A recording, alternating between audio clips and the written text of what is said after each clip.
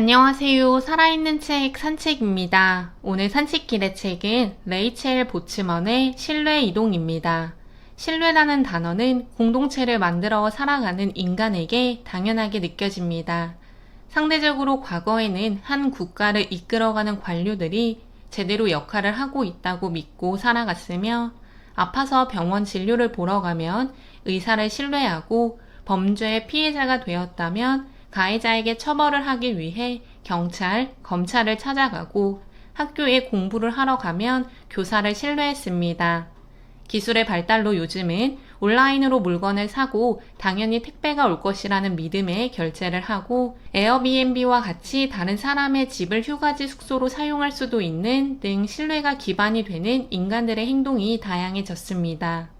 우리가 신뢰했던 것들의 주체가 이동이 되었다는 것이 이 책의 핵심 내용이라고 볼 수 있습니다. 과거의 소규모 공동체를 살아갈 때는 족장, 집단을 이끄는 리더, 간부, 법을 믿고 무슨 일이 있으면 중재해 줄 수 있다는 지역적 신뢰, 제도적 신뢰가 있었다면, 지금 우리는 분산적 신뢰 시대의 초기 단계로 넘어가고 있다고 합니다. 안타깝지만 많은 사람이 공감할 수밖에 없는 국가의 관료들을 신뢰하고 판사, 검사, 변호사, 의사, 교사 등의 전문가를 신뢰했던 그런 시기는 이제 극단적으로 표현하면 무너지고 있다는 것인데요. 오히려 신뢰가 수평으로 향하며 같은 인간에게, 때로는 인공지능 컴퓨터 프로그램에게 넘어가고 있는 분산적 신뢰를 보여주고 있다고 합니다.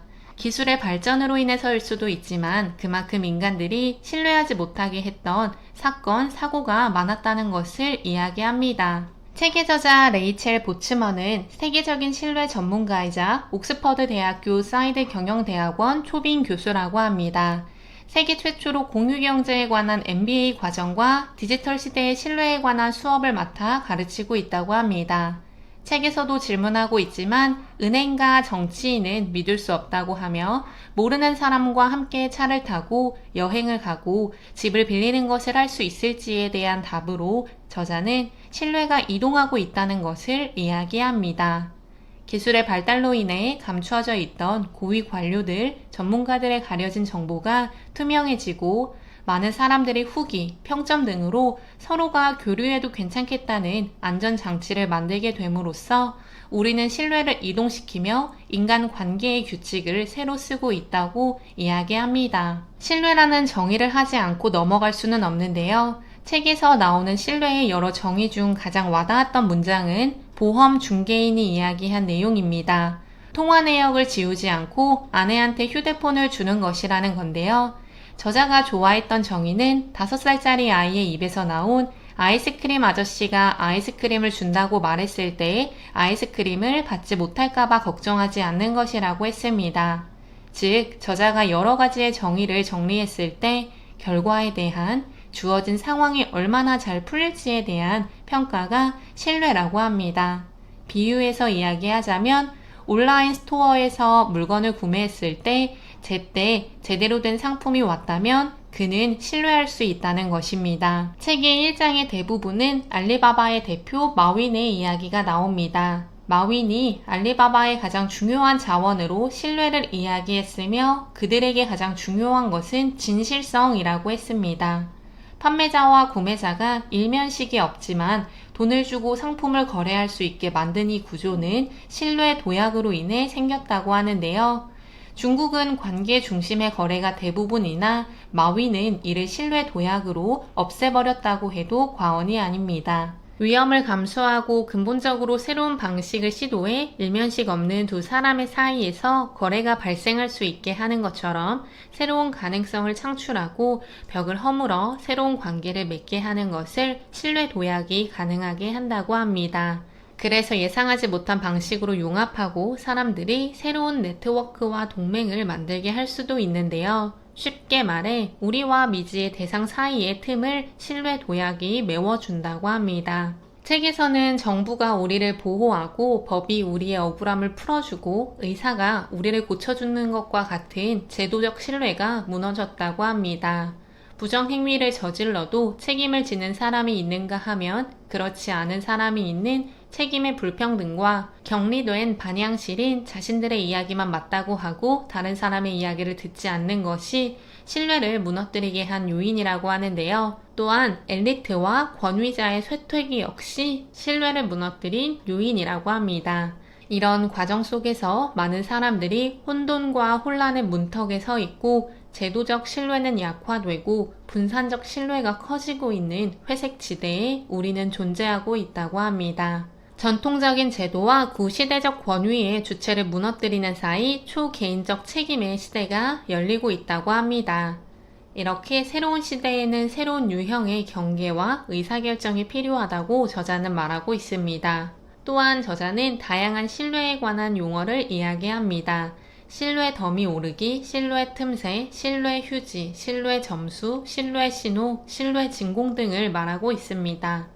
이런 단어들은 책의 392페이지와 393페이지에 걸쳐 설명이 되고 있습니다. 단어의 정의도 물론 중요하지만 더 중요한 것은 우리가 새로운 것에 대한 신뢰를 가지기 위해서 그것이 무엇인지, 내가 그것으로 인해 무엇을 얻는지, 또 누가 그것을 하는지 등을 질문하고 대답해 보아야 하는 것입니다. 자연스럽게 정보의 파악이 필요하고 다른 사람들이 새로운 것을 판단하는 의견, 평점, 평판 등을 들을 수밖에 없다고 합니다. 우버, 페이스북, 에어비앤비 등 대단한 회사들이지만 항상 순탄하지만은 않았습니다. 책에서도 이런 회사들의 신뢰하지 못하는 행동들에 대해서 말하고 있는데요.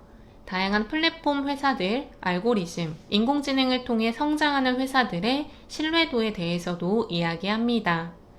낯선 사람의 차를 탈 때 신뢰하는 대상이 차를 운전하는 사람인지 그 서비스를 제공하는 회사인지 등을 우리는 생각해 보아야 합니다. 거대 플랫폼 기업들이 신뢰를 쌓기 위해 고객 경험을 투명하게 전달해야 하고 고객과 의사소통이 잘 되어야 한다고도 하고 있으며 자신들은 중간에서 연결만 해주고 문제가 생겼을 때 나 몰라라 한다면 우버처럼 쇠퇴의 길을 걸을 수밖에 없다고 생각합니다. 판단의 주체는 누구인가? 라는 질문의 소제목이 책에 있습니다. 페이스북이 자기네는 사람들의 연결을 촉진하는 가치 중립적인 기술 경로일 뿐 언론 매체는 아니라고 주장했으며 저자는 이를 잘못된 생각이고 위험한 태도라고 합니다. 자신들은 기술을 이용해 많은 사람들에게 효율성을 제공했지만 문제가 생겼을 때 책임이 없다고 한다면 그로 인해 상처받는 사람들은 정말 누구에게 책임을 물어야 하는지 저 역시 궁금했습니다. 그런 피해를 입지 않기 위해서는 판단의 주체가 본인 스스로가 되어야 한다는 생각도 들었습니다. 지금도 미래에도 우리가 신뢰를 하는데 가장 중요한 근거는 내 주위 사람들의 이야기라고 합니다. 입소문이라고 볼 수 있는데요. 따라서 평점과 평판은 중요합니다. 마약 거래를 하는 다크넷 역시 고객 서비스 평점에 신경을 쓴다고 합니다. 물론 좋은 거래 사이트는 아니지만 다시 생각해 본다면 불법을 저지르면서도 거래를 하는데 신뢰에 신경을 쓴다는 것은 그만큼 신뢰가 아주 중요하다는 것을 이야기합니다.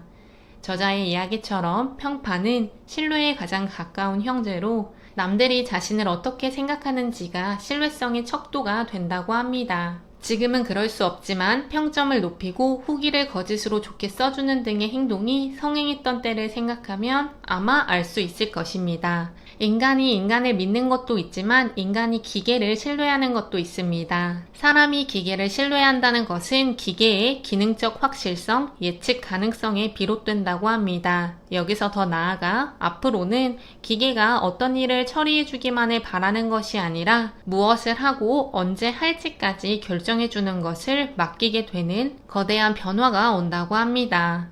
저자의 말처럼 무언가를 결정하는 판단까지 기계가 해버린다면 그 기계는 윤리도 배워야 한다고 생각합니다. 약 400페이지가 되는 책이었지만 읽으면서 저자의 메시지가 확실하게 느껴졌습니다.